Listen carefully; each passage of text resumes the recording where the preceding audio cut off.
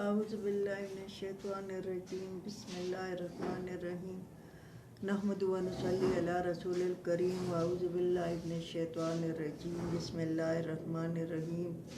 میری بہنوں، میرے بھائیوں، میرے عزیز ہم وطنوں، میرے بچوں، مسلم غیر مسلم، قرآن سب کے لیے ہے۔ اللہ تعالیٰ اس قرآن پر ہمیں عمل کرنے کی توفیق عطا فرمائے۔ اللہ تعالیٰ ہماری 24 گھنٹوں کی زندگی قرآن کے مطابق کر دے۔ میں نے کل جو ویلوگ بنایا تھا وہ 199 آیات تک بنایا تھا۔ آج میں 100 آیات سے شروع کر رہی ہوں، اور یہاں بھی کچھ ان کے بدعت اور شرک بنی اسرائیلوں کے ہیں جو ہم میں بہت زیادہ ہیں۔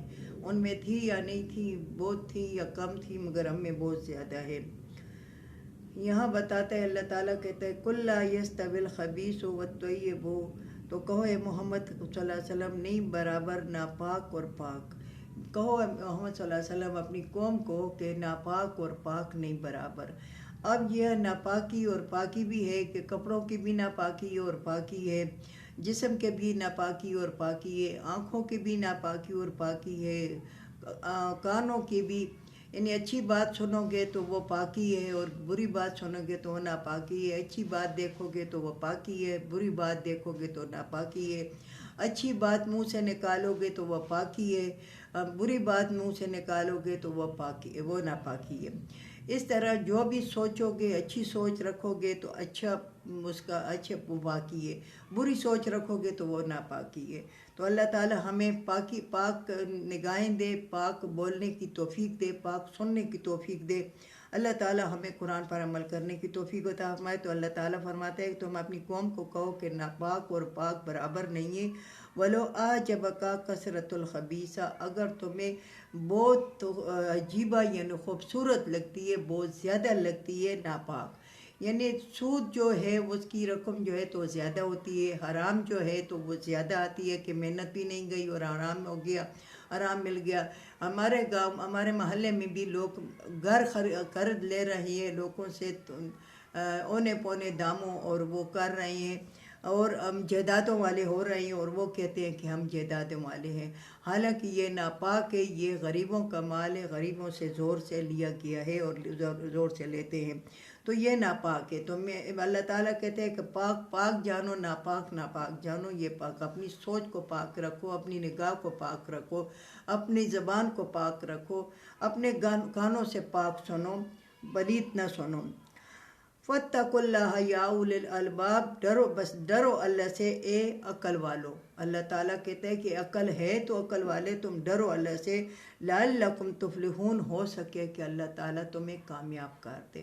اور اللہ تعالیٰ سے ڈرتے رہو، اللہ تعالیٰ کے احکامات کے مطابق عمل کرتے رہو، ہو سکے کہ اللہ تعالیٰ تمہیں کامیاب کر دے۔ یا ایھا الذین آمنوا لا تسألوا عن اشیاءکم، اے لوگو اگر تم ایمان لائے ہو تو مت پوچھو ان چیزوں کے بارے میں، ان تبدا لکم، اگر ظاہر ہو جائے تم پر، تو تسؤکم، پھر تمہیں بری لگیں گی۔ ایسی میں یعنی موسیٰ علیہ السلام سے پوچھے گئے کہ سوال محمد صلی اللہ علیہ وسلم سے پوچھے گئے تھے، اور آج کل بھی تم دیکھو اخبار جہاں اٹھاؤ، یا کوئی بھی اخبار، یا جمعہ میگزین اٹھاؤ، یا کوئی یعنی شب قدر میگزین، یا عید الاضحیٰ کو کوئی میگزین، تو اس میں عجیب و غریب سوال کیے جاتے ہیں معمولی باتوں کے۔ تو ان باتوں کے بارے میں ہر وقت نہ پوچھا کرو۔ اگر تمہیں ظاہر کی جائیں کہ یہ بات، یہ کام اس طرح ہوگا اور یہ کام اس طرح ہوگا، تو پھر تمہیں برا لگے گا۔ اس کی مثال میں تو میں ایسی دیتی ہوں کہ رسول اللہ صلی اللہ علیہ وسلم سے ایک دفعہ کوئی شخص آیا، اور آتے ہی اس نے کہا کہ یا رسول اللہ، حج ہر سال فرض ہوگا؟ آپ نے خاموشی اختیار کی۔ پھر اس نے کہا کہ حج ہر سال فرض ہوگا، پھر رسول اللہ صلی اللہ علیہ وسلم نے خاموشی اختیار کی۔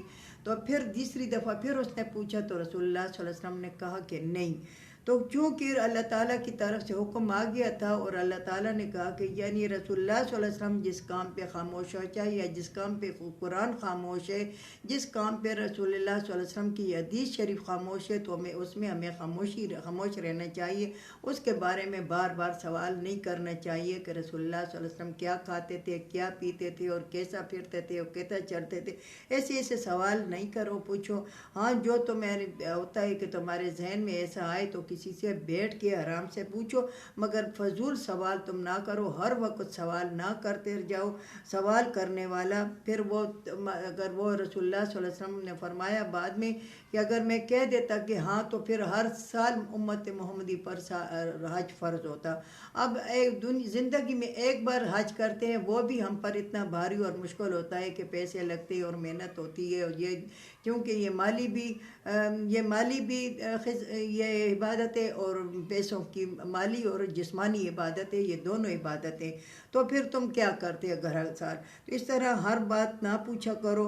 وَإِن تَسْأَلُوا عَنْهَا حِينَ يُنَزَّلُ اللَّهُ، اور تم سوال کرتے اس وقت جس وقت نازل ہو رہا ہے قرآن، یعنی قرآن نازل ہو رہا ہے اور اس میں تم ایسی ایسی باتیں یعنی کفر کی باتیں تم پوچھ رہی ہو، تو تبدا لکم، اگر ظاہر کر دے تم پر، تو پھر کیا ہوگا؟ نازل کیا تم پر، وہ نازل ہو رہا ہے اور ظاہر کیا تم پر قرآن اللہ تعالیٰ نے۔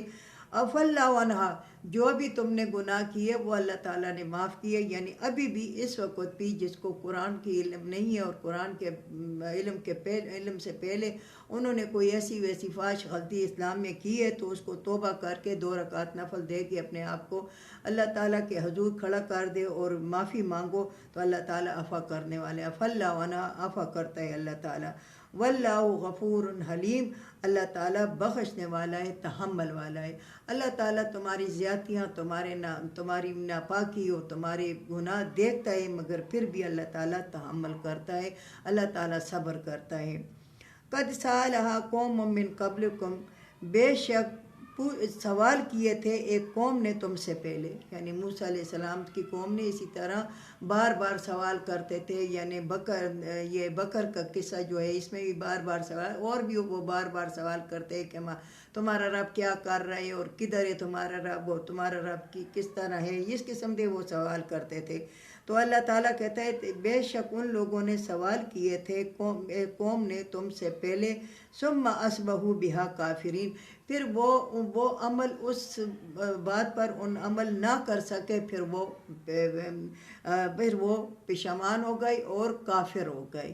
یعنی وہ موسیٰ علیہ السلام نے، چونکہ اس وقت یہ دین تو محمد صلی اللہ علیہ وسلم پہ مکمل ہو گیا ہے نا، الیوم اکملت لکم دینکم واتممت لکم نعمتی وردیت لکم الاسلام دینا، دین تو رسول اللہ صلی اللہ علیہ وسلم پہ مکمل ہوا۔ تو موسیٰ علیہ السلام چونکہ وہ پوچھتے تھے اور موسیٰ علیہ السلام بتاتے تھے، پھر وہ اس پر کہ عمل انہوں نے نہیں کیا، تو پھر وہ کیا ہوا؟ وہ بھی کافر ہو گئے، پھر وہ کافر ہو گئے، یعنی وہ اسلام سے نکل گئے۔